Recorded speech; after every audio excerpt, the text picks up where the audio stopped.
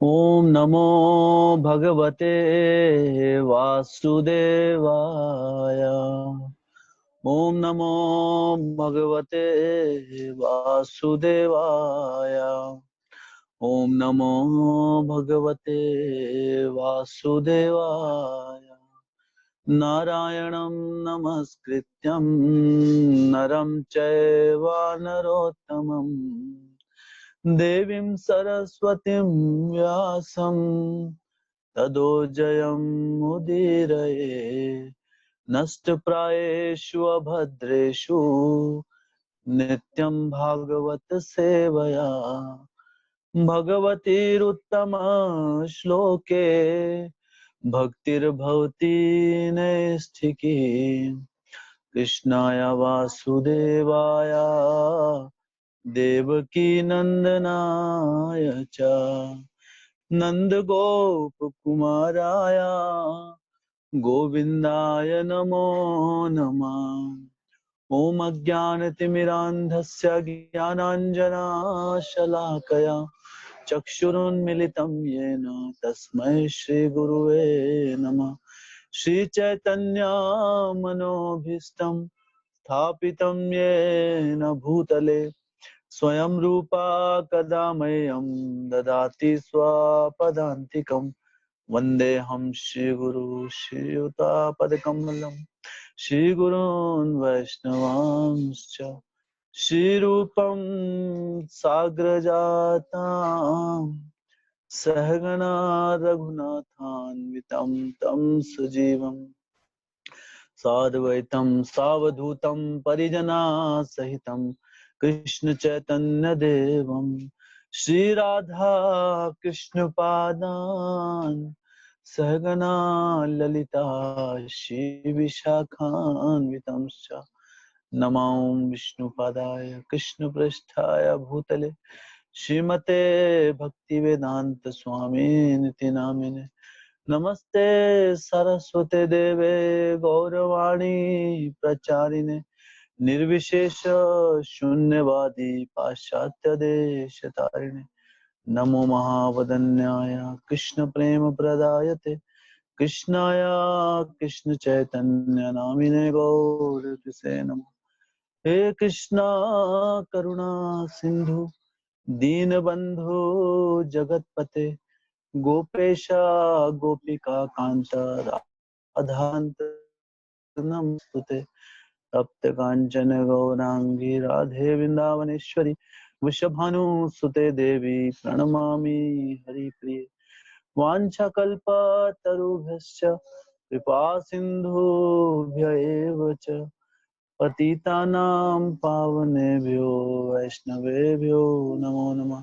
जय श्री कृष्ण चैतन्य प्रभु नित्यानंद श्री अद्वैता गदाधर श्रीवासादि गौर भक्तवृंद। हरे कृष्णा कृष्ण कृष्ण हरे हरे हरे राम राम राम हरे हरे। हरे कृष्णा कृष्ण कृष्ण हरे हरे हरे राम राम राम हरे हरे। हरे कृष्णा कृष्ण कृष्ण हरे हरे हरे राम राम राम हरे हरे।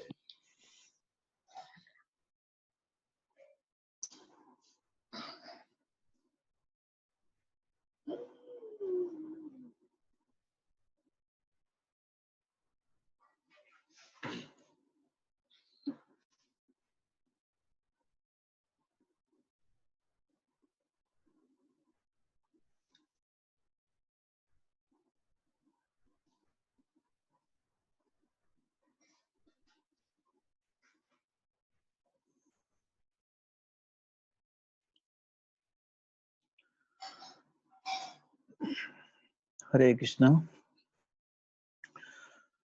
तो श्रीमद् भागवतम में आगे बढ़ते हुए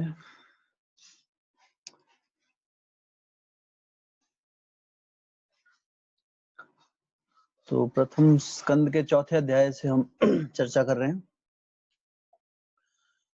कि परम ज्ञानी ऋषि अपनी दिव्य दृष्टि से युग के प्रभाव से प्रत्येक भौतिक वस्तु की अवनति को देख सकते थे।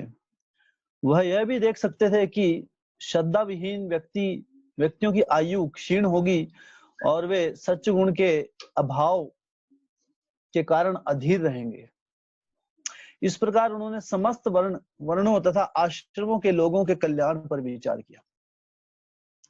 तो यहाँ पर व्यास देव जी जो हैं वो क्या कर रहे हैं, तो यहाँ पर सुद गोस्वामी बता रहे हैं हमको कि व्यास देव जी जब अपने आश्रम में, बद्रिक आश्रम में बैठे हुए थे, तो उस समय वो इस प्रकार से विचार कर रहे थे और त्रिकालदर्शी थे, तो भविष्य देख पा रहे थे कि किस प्रकार कलयुग में आगे आने वाले जो लोग हैं भविष्य में, हाँ, उनकी आयु क्षीण हो जाएगी और सतोगुण का उनके अंदर अभाव रहेगा और वो अधीर रहेंगे। अधीर मतलब डिस्टर्ब रहेंगे हमेशा, किसी ना किसी कारण से उनके अंदर एक चिड़चिड़ापन रहेगा, अधीरता रहेगी, अधीर रहेंगे, संतुष्टि, हृदय असंतुष्ट रहेगा उनका। तो इस प्रकार विचार कर रहे थे और इस प्रकार उन्होंने समस्त वर्णों तथा आश्रमों के लोगों के कल्याण पर विचार किया और फिर उन्होंने सोचा कि किस प्रकार सभी वर्ण और आश्रमों में जो लोग हैं उनका कल्याण कैसे किया जाए। तो जो व्यक्ति निपुण प्रचारक जो होता है, निपुण जो ज्ञानी व्यक्ति है, सिद्ध व्यक्ति हैं, वो कभी भी प्रचार, इसलिए जो कहते हैं जो अच्छा एक टीचर होता है, अच्छा गाइड, गुरु, वो देखता है कि किस प्रकार का व्यक्ति है, जिस प्रकार हर प्रकार के मानसिकता के लोगों को एक ही श्रेणी में हम नहीं डाल सकते। तो इसलिए हमारे जो समाज है वो 4 वर्णों और 4 आश्रमों में बांटा गया है। उसे चतुर्वर्ण्यमय सृष्टम गुण कर्म विभाग, भगवान गीता में कह रहे हैं कि 4 जो वर्ण और 4 आश्रम, तो 4 वर्ण कौन कौन से हमारे, ब्राह्मण, क्षत्रिय, वैश्य और शूद्र, ये तो 4 वर्ण है। और इस प्रकार 4 आश्रम है। ब्रह्मचारी आश्रम होता है जो विवाहित जीवन से पहले का जो जीवन होता है उसे कहते हैं ब्रह्मचारी जीवन। फिर गृहस्थ आश्रम, जब शादीशुदा जो आश्रम है। उसके बाद वानप्रस्थ आश्रम। वानप्रस्थ आश्रम में क्या होता है कि पति और पत्नी अपनी हर प्रकार की जो उनकी रिस्पॉन्सिबिलिटीज हैं, जो उनके कार्य हैं, उनको पूर्ण कर उसके बाद सारे अपने भौतिक जितने भी उनके धर्म है उनको निपटारा कर अंत में पति पत्नी क्या पहले युगों में वो वन में चले जाते थे और वन में जाकर अपना पूर्ण जो उनका जो बाकी बचा हुआ जीवन वो भगवान की सेवा में लगाते थे। इसे कहते हैं वानप्रस्थ आश्रम। तो ये तो कलयुग में ये तो कंसेप्ट खत्म हो गया, अभी किसी को मालूम भी नहीं वानप्रस्थ कुछ करना है। सब व्यक्ति ग्रस्त के बाद सीधा डेथ होती है, लेकिन उसके बाद भी 2 आश्रम बचे होते हैं, ब्रह्मचारी आश्रम, गृहस्थ आश्रम, उसके बाद है वानप्रस्थ आश्रम। तो इसका मतलब क्या है कि कुछ साल के बाद हम वन में चले जाएं, जंगलों में। तो जंगल में जाने के लिए क्या है कि कलयुग का जो शरीर है वो जंगल के जाने के लिए पर्याप्त नहीं है। पहले युग में जाते थे, लेकिन वानप्रस्थ जो आश्रम है उसका सिद्धांत अभी भी है। तो वानप्रस्थ सिद्धांत कैसे, तो जब संपूर्ण जो सोसाइटी होती है पूर्ण रूप से सारे चारों के 4 जो आश्रम है व्यक्तियों को पालन करना पड़ता है। तो जो व्यक्ति इस वर्ण आश्रम धर्म का 100 जन्मों तक 100 जन्मों तक पालन करता है वो ब्रह्मा जी बनता है, उसको ब्रह्मा जी की पोस्ट मिलती है। तो ये वर्ण आश्रम जो धर्म है हर व्यक्ति के लिए इसका पालन करना, एटलीस्ट स्पिरिट वाइज। तो इसलिए पहले ब्रह्मचारी आश्रम, उसके बाद गृहस्थ आश्रम, और गृहस्थ के बाद वानप्रस्थ होना बहुत आवश्यक है। वानप्रस्थ में क्या कि हस्बैंड और वाइफ अपनी जो उनकी भौतिक जो उनकी रिस्पॉन्सिबिलिटीज हैं उन कार्यों को पूर्ण करके, जो भी उनके कार्य हैं, जैसे उनके बच्चे हैं उनको सही से अपने पैरों पे खड़ा कर, अगर लड़कियां हैं तो उसको विवाह कर, और अगर कोई लड़का है तो उसको उसके पैरों पर खड़ा कर, उस कोई बिजनेस है तो उसको देकर सब कुछ अपनी रिस्पॉन्सिबिलिटी सारी खत्म करने के बाद पति और पत्नी का धर्म है कि वो उसके बाद पूर्ण रूप से भगवान श्री कृष्ण की सेवा के लिए अपना बचा हुआ जो जीवन है वो उसमें लगाए। ये है वानप्रस्थ आश्रम का सिद्धांत। तो हम इससे कैसे अपनाते हैं, अभी वन में जाने के लिए नहीं, क्योंकि समय के साथ अलग अलग नियम बताए गए हैं। तो इसलिए एक समय ऐसा भी होना चाहिए हमारे जीवन में कि हमको रिटायरमेंट होती है, जो सेवानिवृत्त जब होता है व्यक्ति, उसके बाद ये वानप्रस्थ होता है दरअसल। लेकिन सेवानिवृत्त होने के बाद आजकल क्या करता है आदमी, दूसरी सेवा कोई ले लेता है, एक जॉब से छूटने के बाद फिर दूसरी जॉब ले लेते हैं। लेकिन अगर हमें अपने जीवन की परिपूर्णता को प्राप्त करना है तो हमें इस प्रकार जो शास्त्रों में दिखाए गए मार्गदर्शन उसके अनुसार चलना होगा। तो जब एक समय के बाद 40, 55, 60 वो हमें खुद निर्धारण करना है कि कितना अभी शरीर में जान बची है, कितना कुछ सेवा के लिए जोश बचा है ना।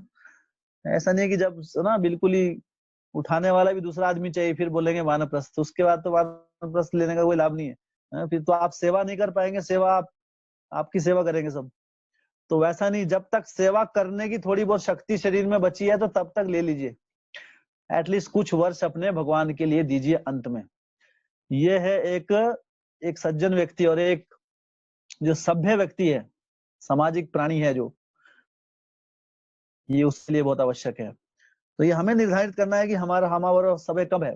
पहले युगों में क्या होता था, जब कलयुग की शुरुआत हुई थी तो उस समय मनुष्य जो जीवन था तो उस समय मिनिमम जो हमारा जीवन काल था वो 100 वर्ष का हुआ करता था। 100 वर्ष से पहले किसी की मृत्यु नहीं होती थी। तो इसलिए इसको 25-25 सालों में बांटा गया था। 25 साल ब्रह्मचार्य, उसके बाद अगर किसी को गृहस्थ आश्रम में जाना है तो 25 से 50 साल गृहस्थ, 50 साल के बाद रिटायरमेंट, 50 साल के बाद रिस्पॉन्सिबिलिटी पूरी करके अपनी वानप्रस्थ, 50 से 75 साल, और 75 साल के बाद अगर कोई व्यक्ति अपने और आगे बढ़ना चाहे भक्ति मार्ग में तो वो अपनी पत्नी को वापिस अपने पुत्र के अधीन रखकर, उसकी देखरेख में रखकर फिर संन्यास लेने के लिए 75 से 100 साल का जो अंतिम जो समय उसके लिए। तो लेकिन अभी कलयुग में तो अगर 60 साल हो गई है उम्र तो 60 साल को 4 भाग में डिवाइड तो क्या होगा, 15 15 15 15 15 साल, 30 साल के बाद, तो 30 साल के बाद तो अभी सबकी तो क्रॉस हो गया अभी, है ना। 30 साल के बाद वानप्रस्थ का टाइम है, तो एटलीस्ट 50 के बाद तो सोचिए, 30 के बाद नहीं करना। अगर उसके बाद जितना क्या जीवन बचेगा, तो इसको माइंड में रखिए, दिमाग में, है। क्योंकि शास्त्र जो है, अगर हमें अपनी परिपूर्णता चाहिए, अन्यथा हमने क्या किया, सिर्फ कुटुंब भरना, अपने घर का पालन पोषण किया सिर्फ। वो जानवर भी करते हैं, चिड़िया आपने देखी है, कोई चिड़िया को देखा है कहीं वहां अपने बच्चे के लिए घोंसले कीड़ा लेके आती है, खिलाती है सब। तो कोई बड़ी बात नहीं, हम भी वही कर रहे हैं, हम दूसरे तरीके से कर रहे हैं, चिड़िया अपने तरीके से कर रही है ना। तो कोई बड़ी बात नहीं है। हमारे क्या, धर्मे न हीना पशु भी समाना, तो धर्म ही तेषाम अधिको विशेषो, धर्म ही हमें अलग बनाता है। तो धर्म मतलब क्या है, धर्म के सिद्धांतों का पालन करना। लेकिन चैतन्य महाप्रभु ने हमें युक्त वैराग्य के बारे में बताया कि आप हर कंडीशन, जिस भी कंडीशन में आप हैं, उस कंडीशन में पूर्ण रूप से अपना जो जीवन है भगवान की सेवा में लगा दें। तो वानप्रस्थ और उसके बाद संन्यास आश्रम। तो ये 4 वर्ण है और 4 आश्रम। तो 4 वर्ण, क्षत्रिय, ब्राह्मण, क्षत्रिय, वैश्य और शूद्र, और 4 आश्रम, ब्रह्मचारी आश्रम, गृहस्थ आश्रम, वानप्रस्थ आश्रम और संन्यास आश्रम। तो ये जो 4 प्रकार के जो लोग हैं, उन चारों प्रकार के जो लोगों की मानसिकता अलग अलग होती है। जब कोई जो युवक होता है उसकी मानसिकता एक 50 साल के आदमी से अलग होती है। तो सबको एक ही श्रेणी में नहीं डाल सकते आप। जैसे किसी कक्षा में एक दूसरी क्लास के बच्चे को और एक 12वीं क्लास के बच्चे को एक साथ नहीं बिठा सकते। ऐसा करेंगे तो टीचर नहीं पढ़ा पाएगा, है ना, वो कंफ्यूज हो जाएगा, बच्चे भी कंफ्यूज हो जाएंगे। इसलिए हर श्रेणी के लोगों को किस प्रकार उन्हें ज्ञान प्रदान किया जाए, इस प्रकार से व्यास देव जी विचार कर रहे थे। तो जो एक अच्छा शिक्षक होता है, परम ज्ञानी व्यक्ति, वो देखता है कि किस व्यक्ति को किस प्रकार का ज्ञान देना चाहिए। हर व्यक्ति को एक ज्ञान नहीं दे सकते। जैसे अभी कहा जाता है कि अब ऐसे आप सबसे कहेंगे कि आप भक्ति कीजिए, शुद्ध भक्ति कीजिए भगवान की, तो संभव नहीं है ना, कि सब कुछ छोड़ छाड़ कर सिर्फ, जैसा गीता में भगवान कह रहे हैं अंत में, माम एकम शरणम व्रज, सर्वधर्मान परित्यज्य, सब त्याग कर दो, सर्वधर्मान परित्यज्य माम एकम शरणम व्रजा, मेरी एक शरण में आओ। तो एक भगवान की, कृष्ण की शरण लेना सबके लिए संभव नहीं हो पाता है। इसलिए शास्त्रों में देवताओं का, देवी देवताओं का प्रावधान दिया गया कि अलग आप कीजिए, ठीक है, जब तक आप उस स्थिति नहीं आ सकते, लेकिन वो निम्न स्तर का है, अल्टीमेटली हमको आना तो वहीं पे पड़ेगा। तो जिसका स्तर नीचे है उसको नीचे स्तर, और देवी देवताओं की नहीं कर सकता, तो शास्त्र और भी प्रावधान दिए गए।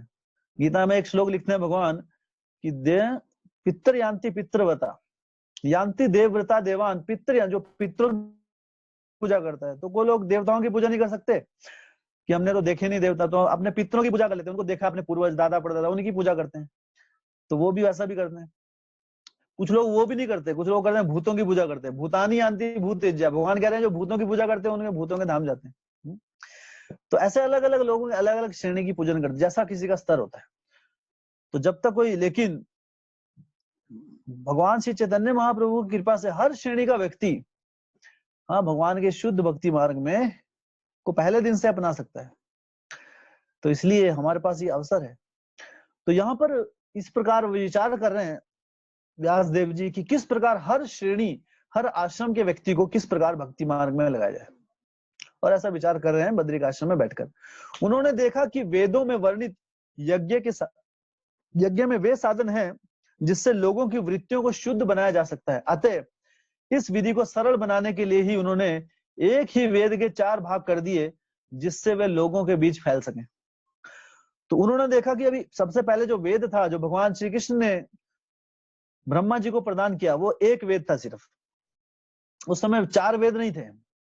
अब तो हमारे पास 4 वेद हैं। कौन कौन से वेद हैं? सामवेद, यजुर्वेद और अथर्ववेद, ऋग्वेद।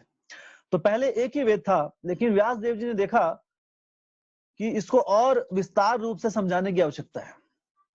जैसे अगर कोई किसी को थोड़ा सी एक बात बोल दी जाए, इसलिए कहते हैं कि जो हमारे सनातन धर्म में जो शास्त्र है उसमें पूर्ण रूप से विस्तारित रूप से सब कुछ दिया गया है। अगर आप क्रिश्चियनिटी में पढ़ेंगे, उनकी एक किताब है, सिर्फ एक किताब, बाइबल। आप कुरान देखेंगे, उसमें भी एक ही किताब है। मतलब इस्लाम में भी एक किताब है जो उनकी मुख्य किताब है, कुरान। वो कुरान को मानते। लेकिन अगर आप सनातन धर्म में देखेंगे, इसमें इतने ग्रंथ दिए हैं, 18 पुराण, 108 उपनिषद। तो इस प्रकार अनेक अनेक। तो यहाँ पर क्यों विस्तार करने की आवश्यकता कब पड़ती है? जब लोगों के अंदर, ताकि लोग उसको अच्छे से गहराई से समझ सकें। अगर आप डॉलर देखेंगे, डॉलर जैसे हमारा रुपया है, वैसा डॉलर जो है, जो विदेश में चलते है, जो करेंसी, हाँ, जो धन, उसमें लिखा होता है कि इन गॉड वी ट्रस्ट, कि भगवान में हम विश्वास करते हैं। उसमें यह बताया गया है, ऐसा लिखा होता है उसमें। जैसे हमारे नोट में क्या लिखा होता है, हम धारक को इतने रुपया देने का वचन लेता हूं, ऐसा कुछ लिखा होता है। तो उसमें क्या लिखा होता है कि इन गॉड वी ट्रस्ट, कि गॉड के ऊपर हम विश्वास रखते हैं। लेकिन उनमें ज्यादा विस्तारित रूप से नहीं बताया गया है। इवन बाइबल में जब जीसस क्राइस्ट, यीशु मसीह अपने अनुयायियों को ज्ञान दे रहे थे, तो उन्होंने एक स्थान पर बाइबल में आता है, बताया कि मैं अभी तुम्हें बताने के लिए बहुत कुछ है, लेकिन अगर मैं तुमको इससे ज्यादा ज्ञान दूंगा तो आप उसको समझ नहीं पाएंगे, उसको डाइजेस्ट नहीं कर पाएंगे, वो आपकी बुद्धि से परे है, इसलिए मैं आपको एक सीमित ज्ञान दे रहा हूं। तो उसमें लिखा है, बाइबल में क्या लिखा है, इसलिए भगवान जो यीशु मसीह है वो क्या बोलते हैं, I am the son of God, मैं भगवान का पुत्र हूं। अगर आप कुरान देखेंगे, उसमें जो प्रॉफिट मोहम्मद है, वो क्या बोलते हैं, कुरान में क्या लिखा है कि मैं कौन हूं? जिन्होंने कुरान लिखी है वो कह रहे हैं कि मैं भगवान का संदेशवाहक हूं, I am the messenger of God. लेकिन अगर आप भगवत गीता में पढ़ेंगे, सनातन धर्म के शास्त्रों में, भगवान श्री कृष्ण है क्या कहते हैं कि मैं भगवान हूं। तो यहाँ भगवान को पूरी परिभाषा दी। एक तरफ बोलेंगे मैं पुत्र हूं, एक बोलते हैं मैं संदेशवाहक हूं। तो वहां पे पूर्ण ज्ञान नहीं बताया गया है, लेकिन यहाँ पर भगवान ने पूर्ण ज्ञान दिया है कि मैं भगवान हूं, मेरा नाम कृष्ण है। हाँ, कृष्ण भगवान ने कहा कि अहम, और भगवान ने कहा कि अहम सर्वस्व प्रभु, मैं सभी का प्रभु हूं। मत सर्वम प्रवर्तते, मुझसे सब कुछ आया है। इति मत्वा भजन्ते माम बुधा भाव समन्विता, और जो मुझे इस प्रकार से मेरी याचना करता है, हाँ, बुद्धिमान व्यक्ति। और क्या कहते हैं, मत्त परत्रम नान्यत। तो यहाँ पर बाइबल में क्या कह रहे हैं यीशु मसीह, कि मैं भगवान का बेटा हूँ, पुत्र हूँ। कुरान में क्या कह रहे हैं कि मैं भगवान का संदेशवाहक हूँ। और यहाँ भगवान क्या कह रहे हैं गीता में कि मत्त परत्रम ना अन्यत, मेरे से ऊपर और कोई नहीं है। तो क्लियर अंडरस्टैंडिंग दे दिया।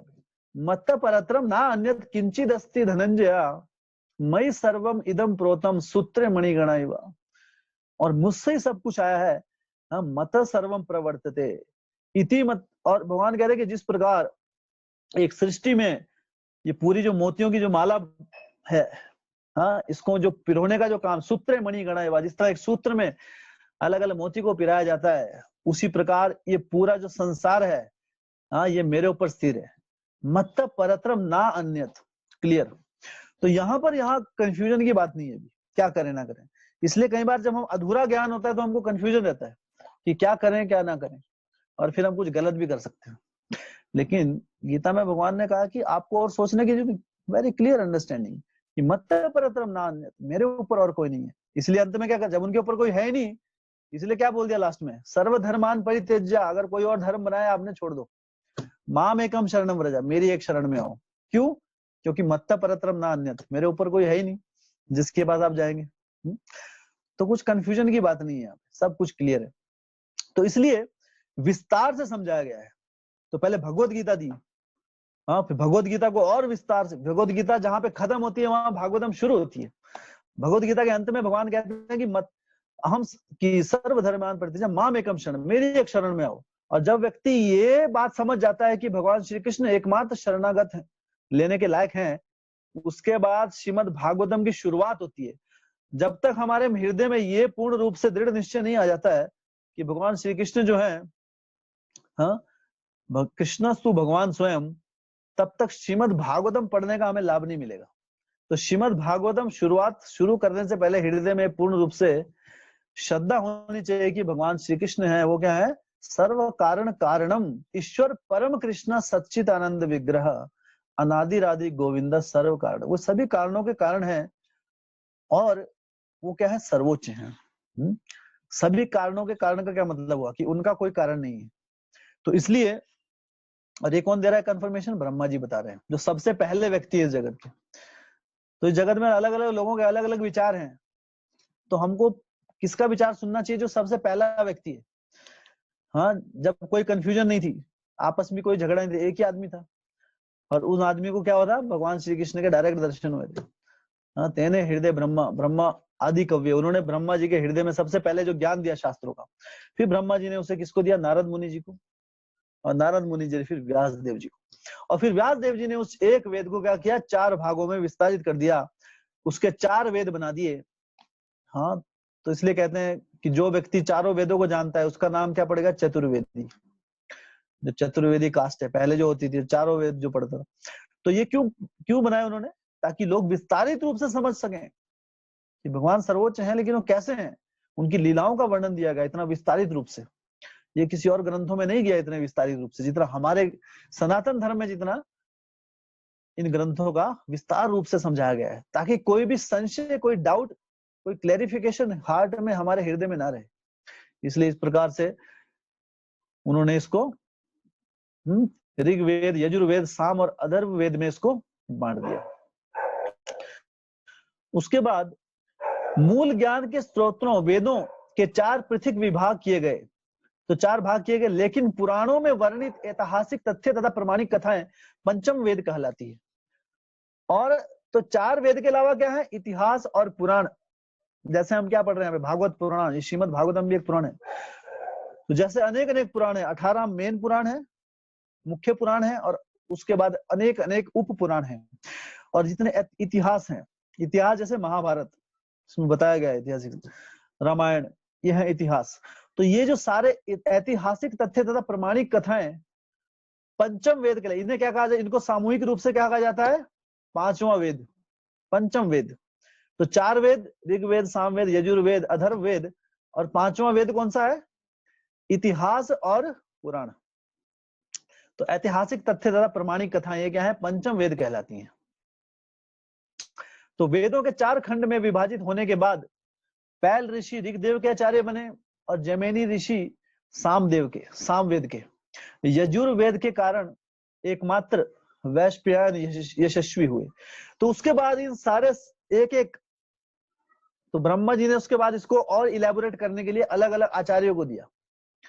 तो इनके सबसे पहले जो पंडित बने, निपुण बने ब्रह्मा जी के बाद, वो कौन कौन बने, पैल ऋषि ऋग्वेद के आचार्य बने, जैमिनी ऋषि सामवेद के बने, यजुर्वेद के जो बने वो बने वैशंपायन यशस्वी हुए।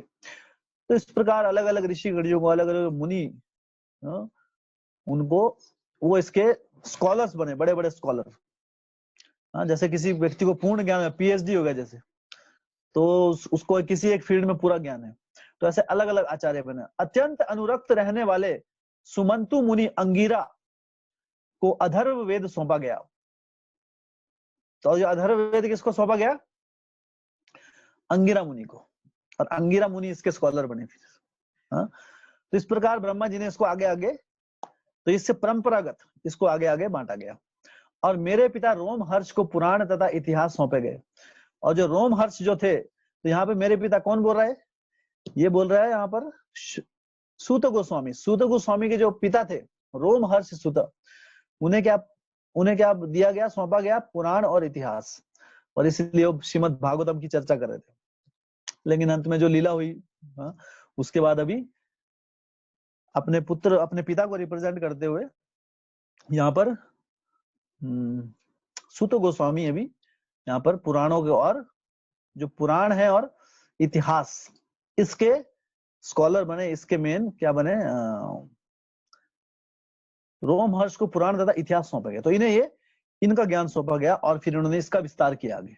तो इस प्रकार ये पूरे जो संप्रदायों के माध्यम से ये जो ज्ञान पूरे सृष्टि में फैलाया गया और सब जगह ये ज्ञान को बांटा गया इस प्रकार।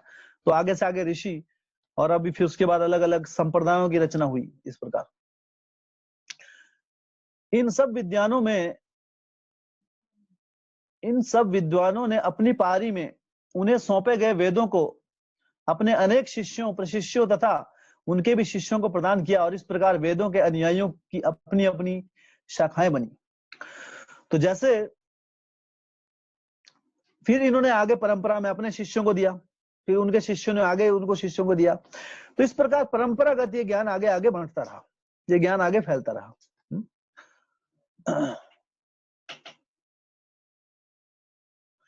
इस प्रकार अज्ञानी जन समूह तथा अत्यंत कृपालु, इस प्रकार अज्ञानी जन समूह पर अत्यंत कृपालु ऋषि व्यास देव ने वेदों का संकलन किया, जिससे कम ज्ञानी पुरुष भी उनको आत्मसात कर सकें।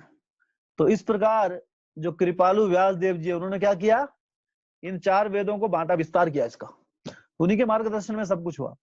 और इसको विस्तार करने का जो पर्पस क्या था, ताकि अल्प कम ज्ञानी लोग भी शास्त्रों को, ज्ञान को ग्रहण कर सकें। तो क्योंकि जो पहले एक वेद था, एक वेद को समझना हमारे लिए, है ना, खासकर कलयुग की जनता के लिए असंभव था।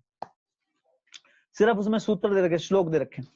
लेकिन फिर उन्होंने इसको इतिहास, अलग अलग भक्तों की स्टोरी से इसमें श्रीमद् भागवतम इस प्रकार रचना की, ताकि उस जो भगवत जो तत्व है, तत्व ज्ञान को हम अच्छे से समझ पाए, अल्प ज्ञानी लोग भी समझ पाए। जो तो पंडित लोग हैं, संस्कृत के बड़े बड़े स्कॉलर हैं, बड़े बड़े ऋषिगण हैं, वो तो वेदों से नॉलेज ले सकते हैं। लेकिन जो अल्प ज्ञानी, जो बद्ध जीव हैं, कलयुग के प्राणी, उनको ध्यान में रखते हुए उन्होंने इसको बांटा इस प्रकार। और फिर उसके बाद जो कृपा की उन्होंने महर्षि व्यास देव जी ने बद्ध जीवों के ऊपर, महर्षि ने अनुकंपावश हितकर समझा कि यह मनुष्य को जीवन का चरम लक्ष्य प्राप्त करने में यह सहायक होगा। इस प्रकार उन्होंने स्त्रियों, शूद्रों तथा द्विज बंधुओं के लिए महाभारत नामक महान ऐतिहासिक ग्रंथ का संकलन किया। तो ये बहुत, श्रील प्रभुपाद जी इस श्लोक को बहुत जगह कोट करते थे, बार बार बताते थे कि जो उसके बाद उन्होंने क्या किया, किसको दृष्टि में रखते हुए, खासकर स्त्रियों को, शूद्रों को और द्विज बंधुओं को ध्यान में रखते हुए महाभारत नामक ऐतिहासिक कथा का संकलन हुआ। तो महाभारत किसके लिए लिखी गई? स्त्रियों के लिए, शूद्रों के लिए और द्विज बंधुओं के लिए। तो शास्त्रों के अनुसार, शास्त्रों में बताया गया है, जो स्त्रियां हैं और जो शूद्र हैं और द्विज बंधु, इन्हें एक ही श्रेणी में इनको गिना जाता है। जो उच्च श्रेणी के जो लोग हैं, उच्च श्रेणी में कौन है? जो ब्राह्मण, क्षत्रिय और वैश्य, ये उच्च श्रेणी, और शुद्ध क्या निम्न श्रेणी है। तो ब्राह्मण और तो जो स्त्रियां, क्योंकि ये जितने भी उच्च श्रेणियां हैं, इसमें जब कोई व्यक्ति जन्म लेता है तो उसके संस्कार होते हैं, पहले उसको अलग अलग संस्कार करने पड़ते हैं। जैसे जब कोई बच्चा पैदा होता है तो बच्चा पैदा होने से पहले माता पिता गर्भाधान संस्कार करते हैं। उसके बाद ही जो बच्चा माता के गर्भ में प्रवेश करता है। लेकिन ये जो संस्कार है, इसलिए क्या कलो शूद्र संभव, कलयुग में तो हर कोई शूद्र है, क्योंकि संस्कार सब भूल गए। तो पहले जो उच्च श्रेणी के लोग जो थे, ब्राह्मण लोग, क्षत्रिय लोग, वो संस्कारों का पालन किया करते थे। लेकिन स्त्रियों के लिए कोई संस्कार नहीं है। स्त्रियों के लिए सिर्फ एक ही संस्कार है, वो है विवाह का संस्कार, जो शास्त्रिक है। जिस प्रकार वो अग्नि के सामने फेरे लेते हैं और उस प्रकार वो शपथ लेते हैं, तो एक ही संस्कार स्त्रियों के लिए बताया गया। बाकी जो संस्कार है वो उच्च श्रेणी के जो लोग हैं, ब्राह्मण है, क्षत्रिय है, उनके लिए बताया गया। तो जो ब्राह्मण शूद्रों के लिए भी कोई संस्कार नहीं है, और द्विज बंधुओं के लिए भी कोई संस्कार। द्विज बंधु कौन है? द्विज बंधु वो लोग हैं जिन्होंने जन्म तो लिया है उच्च श्रेणी के लोगों में, लेकिन उनके अंदर गुण नहीं है वैसे, तो उनको भी शूद्रों की कैटेगरी में डाला जाता है। जैसे ब्राह्मण के घर में जन्म लिया हुआ बच्चा, लेकिन उसके अंदर ब्राह्मण के गुण नहीं है, उसे द्विज बंधु कहा जाता है। द्विज मतलब ब्राह्मण, जिसका 2 बार जन्म होता है। 2 बार जन्म मतलब पहला, एक तो माता के जब गर्भाधारण संस्कार के बाद, शास्त्रों में एक संस्कार दिया है, उसके बाद ही तो किसी कभी गर्भ में बच्चा प्रवेश करता है, उसके बाद ये पहला संस्कार, और उसके बाद दूसरा जो उसे जो जनेऊ दिया जाता है, जो दीक्षा होती है, वो दूसरा संस्कार। और फिर अनेक जो उनके जो गुण बताए गए हैं कि किस प्रकार उन्हें पालन करना चाहिए, तो ये जब सब पालन करते हैं तब वो ये संस्कार जब परिपूर्ण होते हैं। तो लेकिन जो व्यक्ति ब्राह्मण कुल में जन्म लेकर जिसके संस्कार नहीं होते और उसके अंदर गुण नहीं आ पाते ब्राह्मणों के या क्षत्रियों के, तो उन्हें क्या कहा जाता है? द्विज बंधु। तो इन द्विज बंधु मतलब उनको रिलेटिव ऑफ, उन्हें हम ब्राह्मण नहीं कहेंगे, ब्राह्मणों के रिलेटिव्स कहते हैं शास्त्रों के अनुसार, कि ब्राह्मणों के रिलेटिव्स हैं, ब्राह्मण नहीं है। तो कलयुग में नॉर्मल दिखते हैं द्विज बंधु, ओके, क्योंकि संस्कारों की कमी आ गई है। आप देखिए बहुत जगह आप देखेंगे ब्राह्मणों को धूम्रपान करते हुए देख सकते हैं आप।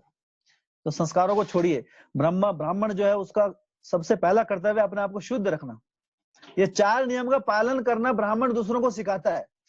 लेकिन ब्राह्मण ही अगर नियमों को तोड़ दे तो ब्राह्मण इस समाज के लिए, इसलिए कहते हैं कि कलयुग का जो समाज है वो क्या हो गया? शीर्षहीन हो गया है।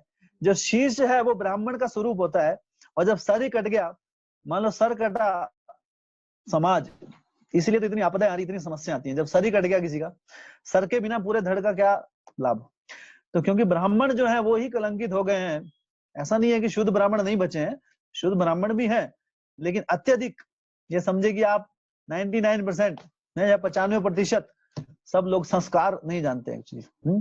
अत्यधिक, अगर आप बंगाल जैसे जगह में जाएंगे, वहां हर ब्राह्मण के घर में मांसाहार बनता है रेगुलर, हफ्ते में 7 दिन मांस खाते हो मछली। तो मैं वहां पे 7-8 साल रहा, अलग अलग ब्राह्मणों से मिला मैं। सारे ब्राह्मण क्या सब अलग अलग थे, सबके अलग अलग विचार थे। कैसे विचार थे? तो सब अलग अलग टेक्निक से मछली बनाते थे, बस यही अलग था उनमें, लेकिन मछली सब खाते थे। तो इतना ही अंतर था, बाकी कोई गुणों का अंतर नहीं होता।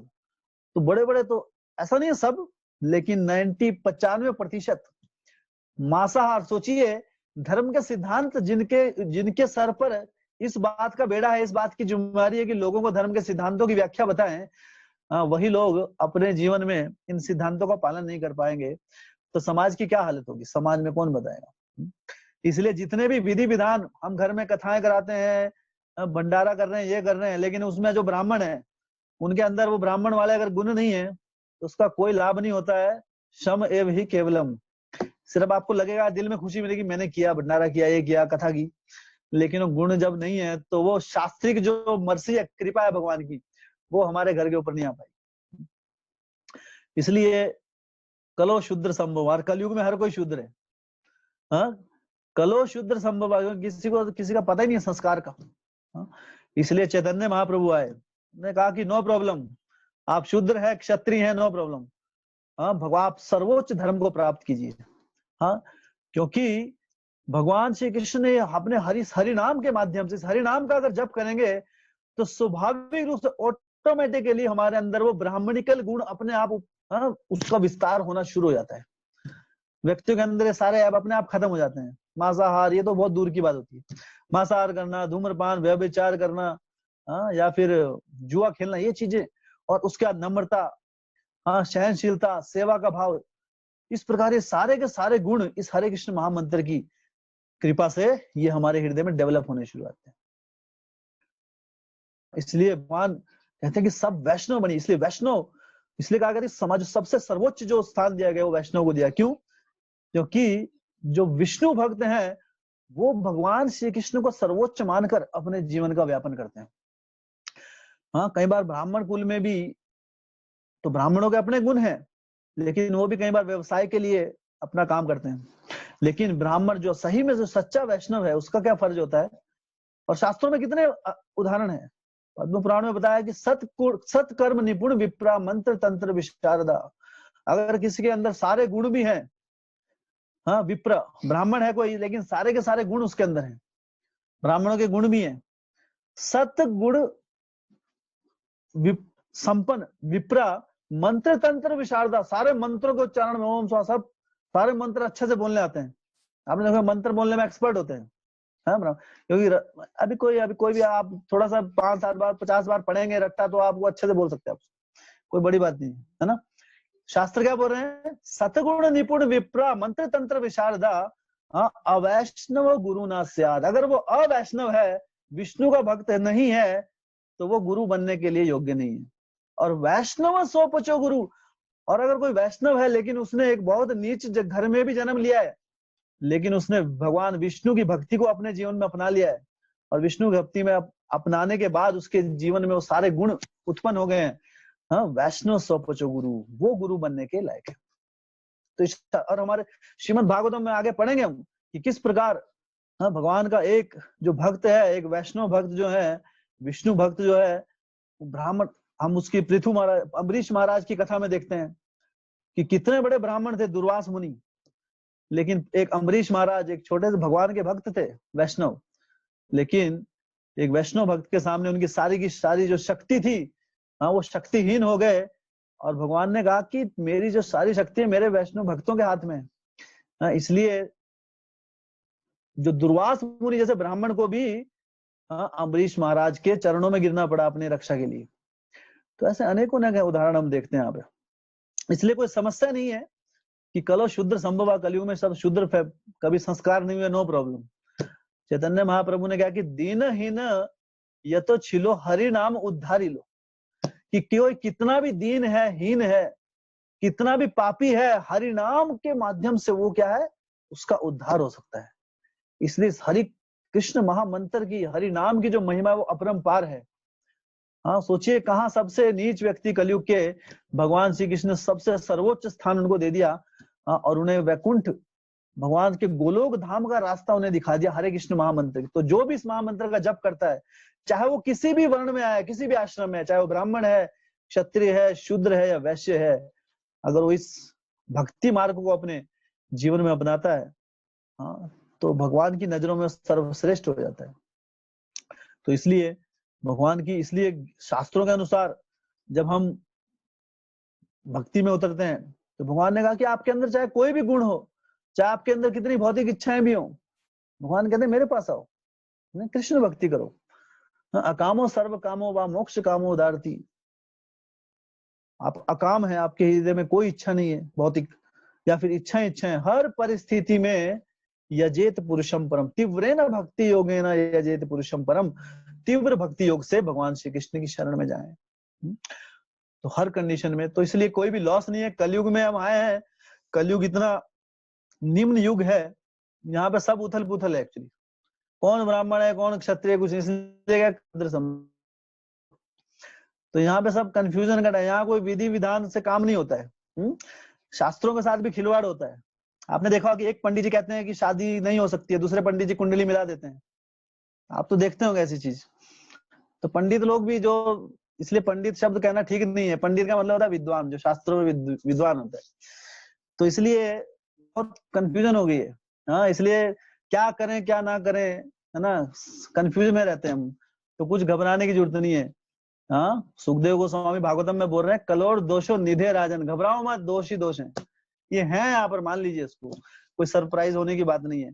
अस्थि हो एक महान गुण, लेकिन एक महान गुण है उसको अपना लीजिए, बस सारे के सारे दोष दूर हो जाएंगे।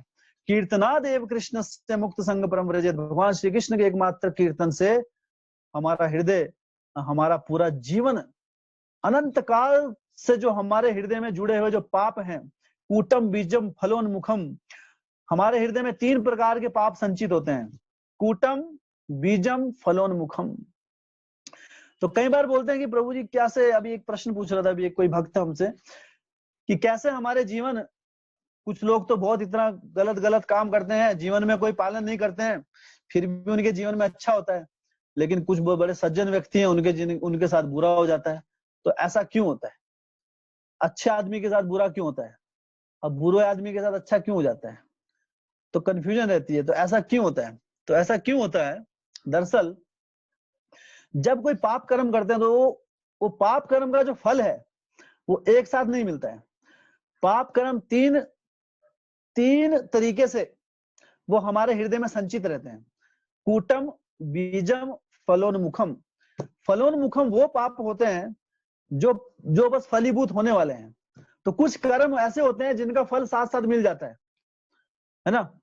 जैसे मान लो आपने सर्दी के समय में रात को आपने कुछ है ना, कुछ पंखा चला के सो गए आप, तो अगले दिन सुबह उसका रिजल्ट मिल जाएगा, है ना, कुछ जुकाम हो जाएगा, बुखार हो जाएगा। तो इस कर्म का फल साथ साथ मिल गया, है ना। अभी जैसे कई बार बच्चे आपस में लड़ते रहते हैं, हम छोटे छोटे आपस में, तो एक बच्चे ने एक को चांटा मारा, तो दूसरे बच्चे ने साथ साथ चांटा मार दिया, तो साथ साथ मिल गया फल। तो कुछ चीजों का फल साथ साथ मिल जाता है ना। अभी एकदम ही अगला, उसके लिए रुकने की जरूरत नहीं है है ना। तो इंस्टेंट फल। तो कुछ ऐसे पाप होते हैं जिसका फल एक साथ मिल जाता है, और कुछ फल होते हैं उसका, कुछ ऐसी चीजें होती है जिसका फल थोड़ी देर में मिलता है। जैसे सर में दर्द हुई, पैरासीटामोल खाई, पैरासीटामोल जैसे ली तो आप देखेंगे 15-20 मिनट के बाद असर शुरू हो जाएगा, तो फल मिल गया। लेकिन फल मिलने में 15-20 मिनट लगे। तो पहला फल एक साथ मिला, एक को चांटा लगाओ, चांटा वापिस, साथ साथ फल वापिस। दूसरे में क्या मिला, गोली खाई, 15 मिनट बाद रिजल्ट मिला, 15-20 मिनट बाद रिजल्ट मिल गया।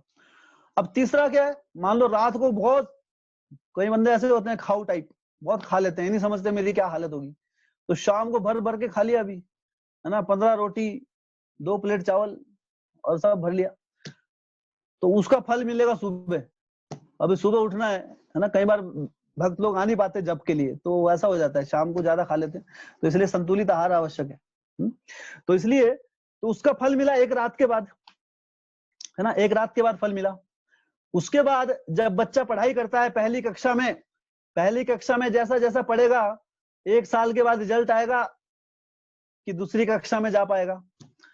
तो बच्चे के लिए रिजल्ट कब आता है, 1 साल। तो इस कर्म का, जो पढ़ाई का कर्म का फल कब मिला, 1 साल के बाद। तो कुछ फल ऐसे होते हैं उसमें 1 साल लग जाता है ना, और कुछ फल ऐसे होते हैं जिसमें और अधिक समय लग जाता है हमारा। जैसे हमको बीटेक की डिग्री प्राप्त करनी है, तो कम से कम उसमें कितने लगेंगे, है ना, काफी टाइम लगेगा उसमें, तो उसमें समय लगेगा उसमें, तो उसमें और अधिक समय लगेगा हमारा। और कुछ पाप ऐसे होते हैं जो इस जन्म में नहीं मिलते, उसका फल अगले जन्म में मिलता है। तो इस जन्म में जो फल नहीं मिला वो अगले जन्म के लिए ट्रांसफर हो गया अभी। तो फलोन्मुखम वो पाप होते हैं जिसका फल जस्ट मिलने वाला है, इसी जन्म में मिल जाता है। और उसके बाद होता है कूटम मतलब वो और गहराई में अभी है। और एक होता है बीजम, जो बीज के रूप में है, जैसा एक बीज होता है, तो बीज को अंकुरित होने में समय लगता है, तो अभी बीज के फॉर्म में वो कर्म फल है। तो उसको फलीभूत होने के लिए कई बार दूसरे 1 जन्म, किसी को 2 जन्म, किसी को कई हजारों जन्म लग जाते हैं। तो इसलिए सरप्राइज मत होइए कि किसी के साथ बुरा करने के साथ अच्छा हो रहा है, अच्छे के साथ बुरा हो रहा है। हाँ, सबका समय आता है, क्योंकि पिछले जन्म में उसने अच्छे कर्म किए हैं, तो अभी वो अच्छा भोग रहा है। लेकिन इस जन्म में अगर वो बुरा कुछ कर रहा है, तो उसके हृदय में वो संचित हो रहे हैं सारे कर्म के फल, अगले जन्म में वो फलीभूत होंगे, या उसको समय लग जाता है। तो ऐसा मत सोचिए कि बुरे लोगों के साथ अच्छा हो जाता है, अच्छों के साथ बुरा हो जाता है, ये बहुत कंफ्यूजन होती है लोगों की। हाँ, तो समय इंतजार कीजिए, भगवान का जो कानून है उसमें हेर फेर नहीं हो सकता। इस जगत के कानून में हेर फेर हो सकता है ना, क्योंकि यहाँ सब चलता है, यहाँ पे रिश्वत भी चलती है, भगवान को रिश्वत नहीं दे सकता कोई। तो जिसने कर्म जो किया है उसका फल उसको मिलना ही मिलना है। तो यह है भगवान का सिद्धांत। तो इस प्रकार हर प्रकार के जो फल होते हैं, जो पाप होते हैं, उसके कर्म के फल में अलग अलग समय लगता है। कोई तो कूटम मतलब जो बहुत गहराई है, उसका फल फलीभूत होने में बहुत समय लगेगा। हाँ, बीजम और बीज बीज के रूप में है अभी वो, उसको पहले बीज है, उसको पानी देना, मतलब उसको समय लगेगा, अंकुरित होगा, फिर फलीभूत होगा, और फलोन्मुखम, जिसका फल मिलने वाला है अभी। तो इस प्रकार अलग अलग कर्म होते हैं। तो यहाँ पर अलग अलग व्यक्तियों के लिए, अलग अलग श्रेणियों के लिए, तो द्विज बंधुओं की हम बात कर रहे थे। तो द्विज बंधु उन लोगों को कहते हैं जो ब्राह्मण के कुल में पैदा हुए हैं लेकिन ब्राह्मणों के गुण नहीं है, इसलिए श्रीमद् भागवतम उन्हें किसकी श्रेणी में डाल रही है? शूद्रों की श्रेणी में। और यहाँ पे स्त्रियों को भी एक ही श्रेणी में डाल दिया है। तो बोल रहे हैं तो बहुत गलत बात है। अभी स्त्रियां लोग सोच रही होंगी कि भागवतम क्या कर दिया, अभी हमको भी डाल दिया साथ में, स्त्रियां शूद्र और द्विज बंधु। लेकिन तो ध्यान से सुनिए अभी सारी स्त्रियां, अभी नहीं तो भागवतम को गलत समझ जाएंगे आप, है ना, भागवतम में अपराध कर देंगे, भागवतम क्या बोल रही है नहीं पढ़ेंगे, कल से आने वाले नहीं हम। तो यहाँ पे महर्षि ने अनुकंपावश, तो यहाँ पर पहले ये चीज बिल्कुल क्लियर की है, अनुकंपावश, कृपा के वश, कि कृपा दिखाते हुए ये कब किया, किसके ऊपर? अनुकंपावश हितकर समझा कि जब मनुष्य को जीवन का चरम लक्ष्य प्राप्त करने में यह सहायक होगा, इस प्रकार उन्होंने स्त्रियों, शूद्रों तथा द्विज बंधुओं के लिए महाभारत नामक महान ऐतिहासिक ग्रंथ की संकलन किया। तो उन्होंने ऐसा क्यों किया? तो स्त्रियों को क्यों कहा जाता है ऐसा? क्योंकि स्त्रियों के लिए कोई संस्कार नहीं है। जैसे हम बताया शास्त्रों में स्त्रियों के लिए एक ही संस्कार है, वो है मैरिज, विवाह का संस्कार, और बाकी जो उच्च श्रेणी में उनके लिए जो दूसरे संस्कार बताए गए हैं। और शूद्रों के लिए भी कोई संस्कार नहीं होता। तो दोनों संस्कार क्या है? दोनों के लिए संस्कार नहीं होते। इसलिए जो स्त्रियां हैं, शूद्र हैं, द्विज बंधु हैं, जो अब जब संस्कार नहीं होंगे तो क्या होगा? उन्हें हायर एजुकेशन, जो उच्च ज्ञान है, जैसे ब्राह्मणों को पहले से ज्ञान होता है, क्षत्रिय ब्राह्मणों के अंदर अंतर्गत काम करते हैं, उन्हें भी ज्ञान होता है। तो उन्हें ये ज्ञान, सर्वोच्च जो ज्ञान है, भगवान ने जब स्त्री और पुरुष को बनाया तो दोनों को एक अलग से गुण दिए। तो जब किसी के अंदर जब गुणों की बात होती है तो एक गुण, तो सब में अलग अलग गुण है, उसमें तुलनात्मक रूप से हमें नहीं देखना चाहिए। जैसे स्त्रियों का गुण क्या है कि उनके अंदर सहन शक्ति बहुत होती है।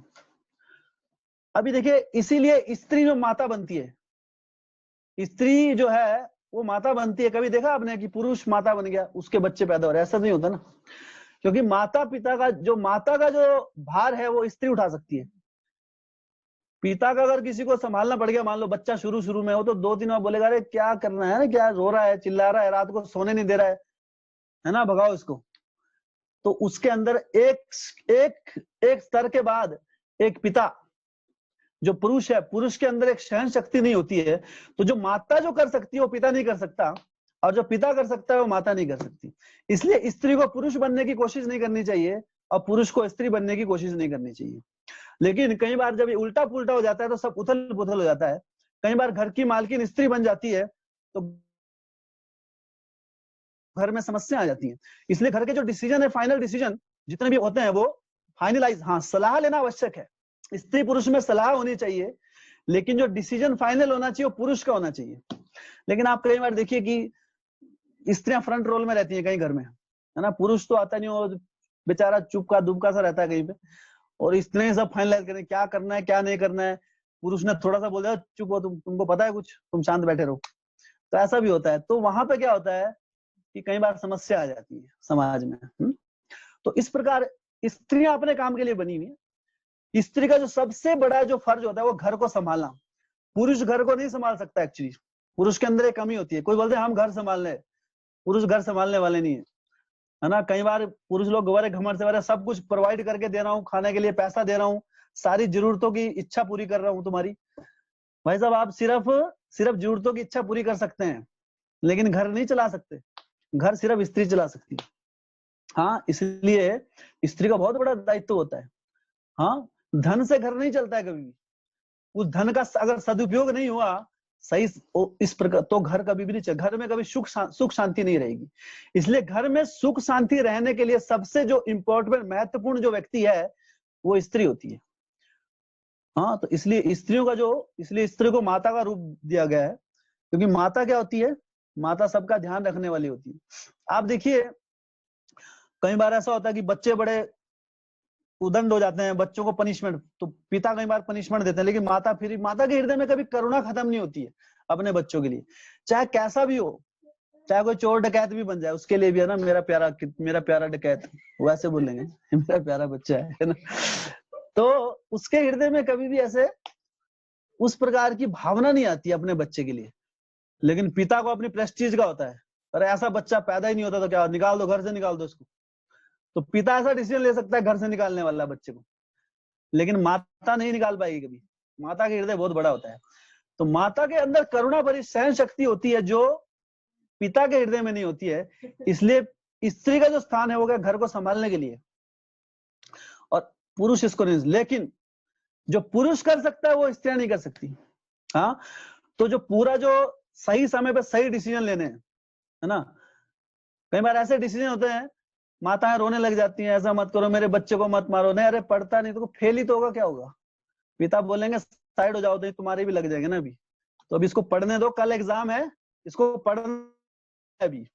तो मात कई बार बच्चा रो रहा है, बच्चे को रोते हुए कष्ट, उस समय बच्चे को कष्ट हो रहा है, तो बच्चे को कष्ट होते हुए देखकर कई बार माता नहीं देख पाती है, और माता ये करुणा के कारण उसकी कई बार भलाई नहीं कर पाती है। कई बार भलाई करने के लिए उच्च डिसीजन लेने पड़ते हैं। जब एक डॉक्टर होता है, अगर डॉक्टर ये सोचेगा कि अरे मेरा मरीज को कितना दर्द हो रहा है ना, कितना रो रहा है, इसको इंजेक्शन लगाओ ही मत, तो इंजेक्शन नहीं लगाएंगे कभी ठीक ही नहीं होगा। तो उसके लिए क्या चाहिए, हृदय थोड़ा प्रबल चाहिए। तो कई बार ऐसे कठोर डिसीजन होते हैं, ऐसे निर्णय लेने पड़ते हैं जहां पर माताओं का जो करुणामय हृदय होता है वो डिसीजन नहीं ले पाता है, क्योंकि उनकी जो करुणा होती है बहुत अधिक अत्यधिक होती है। इसलिए फिर माता पिता को, इसलिए क्या है, फाइनल जो स्ट्रॉन्ग डिसीजन होते हैं उसके लिए क्या होता है, जो पिता है, तो पुरुष डिसीजन लेता है उस समय, है ना। फिर जब उच्च उच्च कोई बात होती है, कोई हायर स्टैंडर्ड की बात होती है, उस समय स्त्रियों को थोड़ा नम्र रहना चाहिए कि मेरा, हाँ, पिता की बात, है ना, मेरे पति की बात माननी है उस समय। हाँ, क्योंकि उच्च श्रेणी के डिसीजन कई बार करुणामयी स्त्री के हृदय में समझ नहीं आता उनको। वो समझ नहीं पाती क्योंकि करुणा का आवरण उसके ऊपर आ जाता है। तो कई बार स्त्रियों का यही तो, इसीलिए तो कंफ्यूजन रहता है। इसने बोले पति कैसा है मेरा, इसको कुछ समझ में नहीं आती हमारी बात, उसको समझ में आती है, लेकिन क्या है, कई बार ऐसे डिसीजन लेने पड़ते हैं जो एक करुणामयी माता नहीं ले पाती है। तो इसलिए उनका स्थान अपनी अपनी जगह पर स्थान होता है, दोनों का महत्व है, दोनों। इसलिए गृहस्थ आश्रम है ये, आश्रम में दो लोग एक साथ लेके चलते हैं आगे। हाँ, कभी स्त्री स्त्री से घर नहीं बनता है, पुरुष पुरुष से घर नहीं बनता है, स्त्री पुरुष एक साथ रहते तब घर बनता है। तो इसलिए दोनों का महत्व है।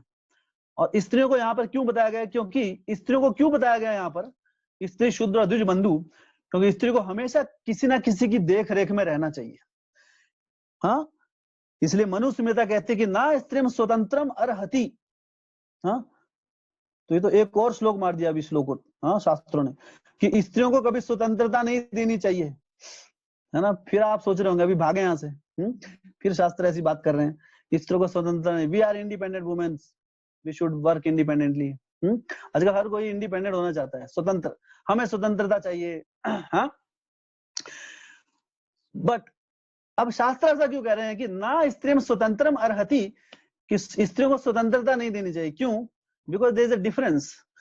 स्त्रियां हर जगह, क्योंकि स्त्रियां क्या है, दे आर द पुरुष, शारीरिक रूप से स्त्रियां कमजोर होती हैं पुरुष के मुकाबले, स्त्रियां पुरुष के मुकाबले कमजोर होती हैं, तो उनकी रक्षा के लिए हमेशा पुरुष की आवश्यकता होती है। इसलिए शास्त्रों में कहा गया कि जब स्त्री छोटी होती है, बच्चा, उस समय वो अपनी माता पिता की देख में रहे, जब स्त्री बड़ी हो जाती है तो अपने पति की देख रेख में रहे, और अगर पति चला जाए या संन्यास ले ले तो स्त्रियां अपने पुत्र की देखरेख में रहे, लेकिन स्त्री हमेशा किसी ना किसी की देखरेख में रहनी चाहिए। ये उनका स्वभाव है, उसी स्वभाव में वो अच्छा पनपती हैं, उनकी जो ग्रोथ है फ्रॉम ऑल साइड। इसलिए जो स्त्रियां हैं, दे आर लाइक चिल्ड्रन, वो बच्चे जैसी होती है, उनको शेल्टर चाहिए, उनको क्या चाहिए, किसी का संरक्षण चाहिए होता है। ये आप भी मानते हैं, जैसे अभी एक आदमी है, अभी वो रात को कहीं भी जा सकता है इधर उधर, स्त्रियां नहीं जा सकती है ना, स्त्रियों को थोड़ा सा ध्यान, क्योंकि उनको पता है कि स्त्रियां क्या है उन्हें, इसलिए स्त्रियों को हमेशा ध्यान में रखना, ये पुरुष का फर्ज होता है। तो स्त्रियों को प्रोटेक्शन देना है किसका है, पुरुष का फर्ज है।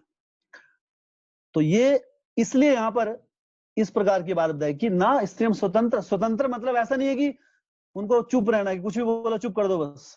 उस स्वतंत्र मतलब वो बात नहीं है यहाँ पे। ना स्त्रीम स्वतंत्रम अर्हति, इसका मतलब ये नहीं है कि उनको बोलनी मत दो, उनकी बात ही मत सुनो। जब घर में है तो हमें हमेशा स्त्री पुरुष एक दूसरे का सलाह मशवरा लेकर ही हमें एक दूसरे का कोई डिसीजन लेना चाहिए। हाँ, अपनी पत्नी को बाईपास नहीं करना है, कि पूछना ही नहीं है, सीधा ही कुछ पति लोग ऐसे हैं सीधा जाके बताते हैं, अच्छा मैंने नया घर ले लिया, कल चलना है। अच्छा नया घर ले लिया, कहाँ लिया, कब लिया, क्यों लिया, कितने का लिया? अरे वो जरूरत नहीं है तुमको, सीधे चलो। ऐसा नहीं करना है कभी भी।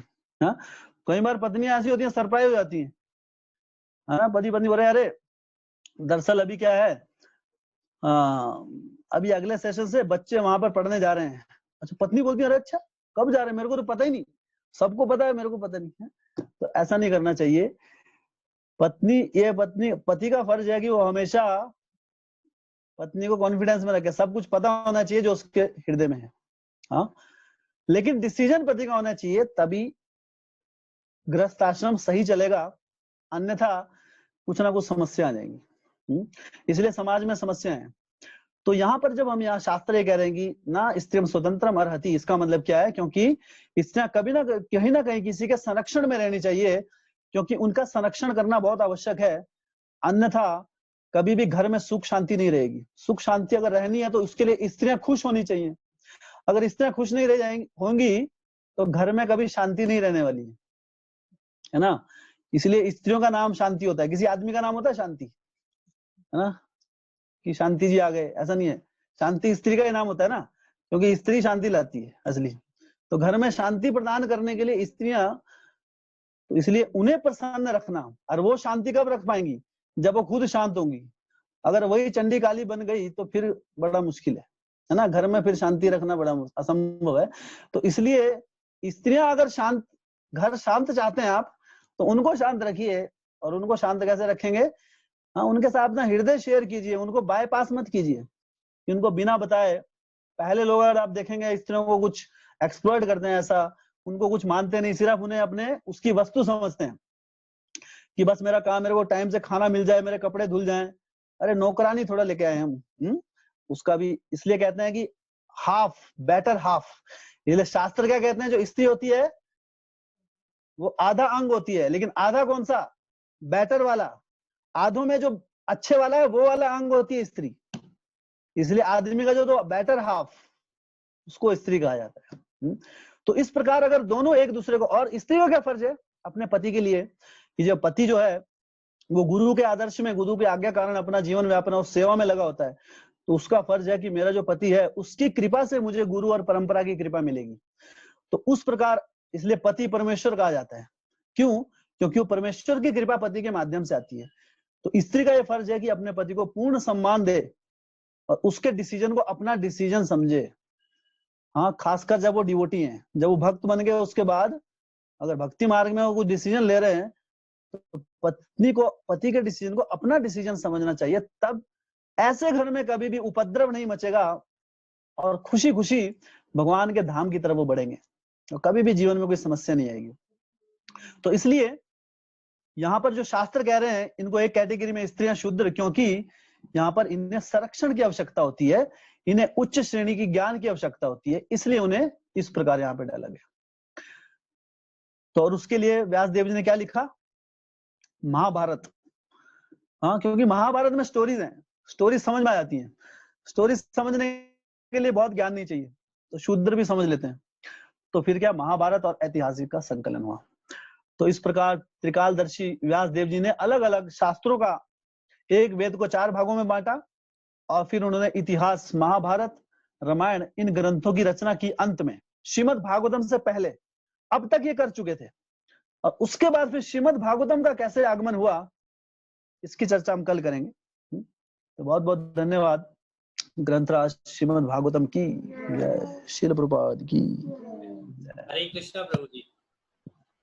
एक सूचना है प्रभु जी, हमारे गौर निकाय ग्रुप में 2 स्पेशल डिवोटीज, आज उनका जन्मदिन है, कार्तिकेय प्रभु एंड शकुन बंसल प्रभु जी। तो मैं चाहूंगा, सभी भक्त भी चाहेंगे कि उनको आशीष प्रदान मिले आपकी तरफ से। दोनों प्रभु जी को। तो आज एक बहुत ही महत्वपूर्ण दिन है हमारे लिए, सभी भक्तों के लिए।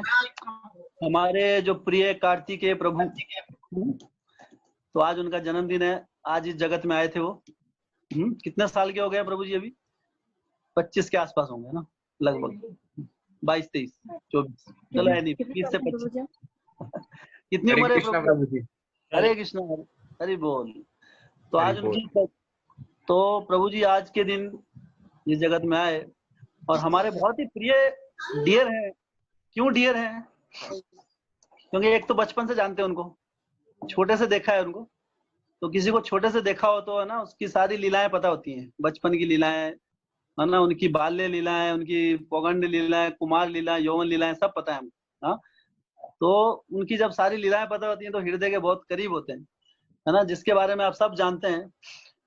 तो मैं इनके बारे में, दरअसल जो इनके गुण हैं, उनके गुणों के गुण जितने मैं जानता हूँ इनके बारे में, जो मेरे हृदय को छूते हैं, जो मुझे इनके बारे में अच्छा लगा, ये बहुत ही हृदय से बहुत ही सरल व्यक्ति हैं।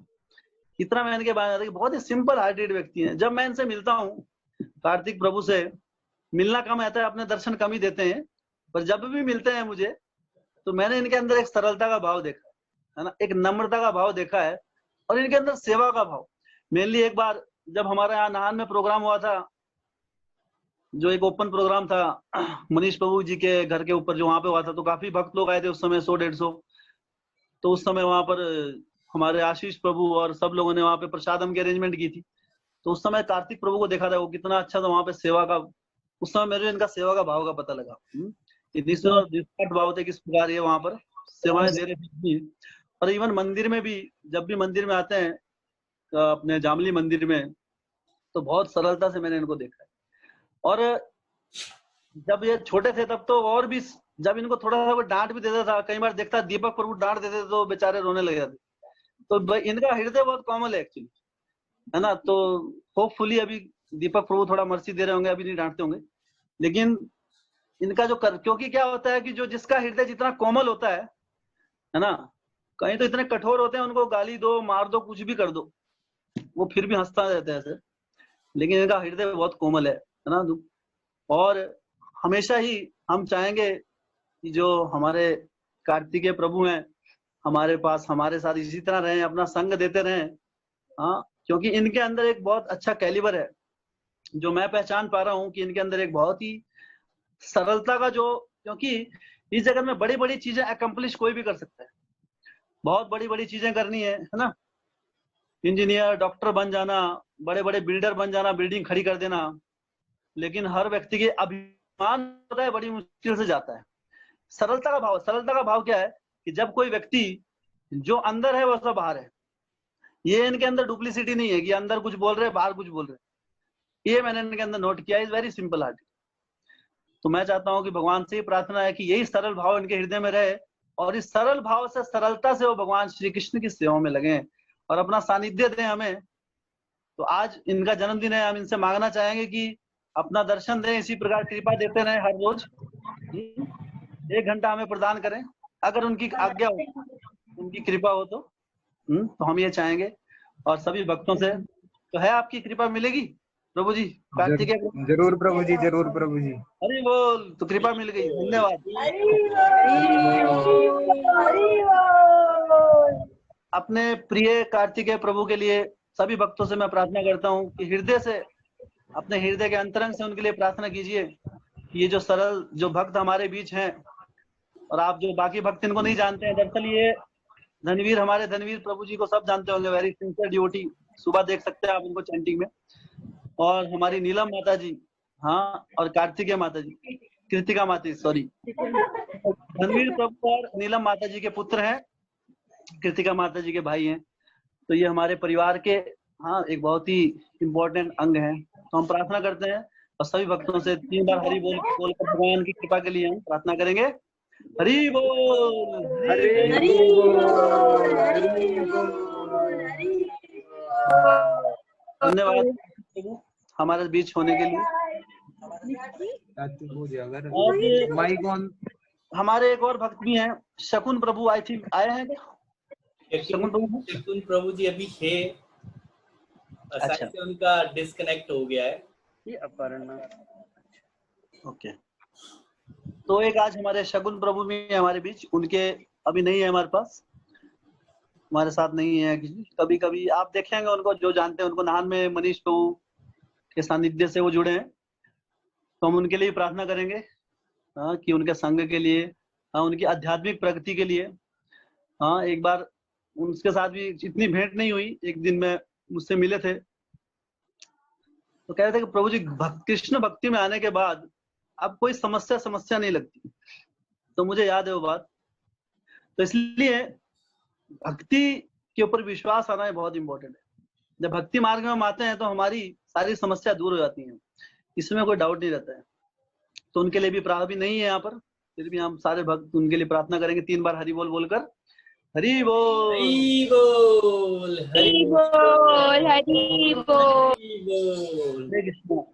तो कार्तिक प्रभु की जय, शगुन प्रभु की जय, जय।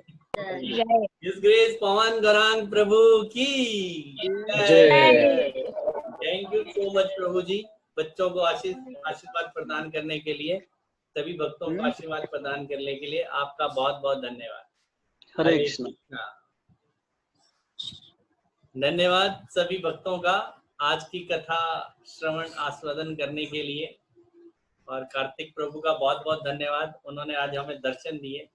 ये हमारे ऋषि हैं कार्तिकेय प्रभु, आप इनको, ये कहीं बहुत तपस्या करते हैं, निरंतर बहुत सेवा करते हैं। तो प्रभु जी का भी बहुत बहुत धन्यवाद कि वो आज आए और उन्होंने हमें दर्शन दिया, और सभी भक्तों का भी बहुत बहुत धन्यवाद आज की कथा श्रवण करने के लिए। हरे कृष्णा। श्रीमद् भागवतम की जय, जय। राधा वृंदावन चंद्र भगवान की जय, जय। जय गंगा मैया की जय, जय। संत कोटि वैष्णव वृंद की जय, जय। पाद की जय, जय। कथा में आए हुए सभी भक्तों की जय। जय।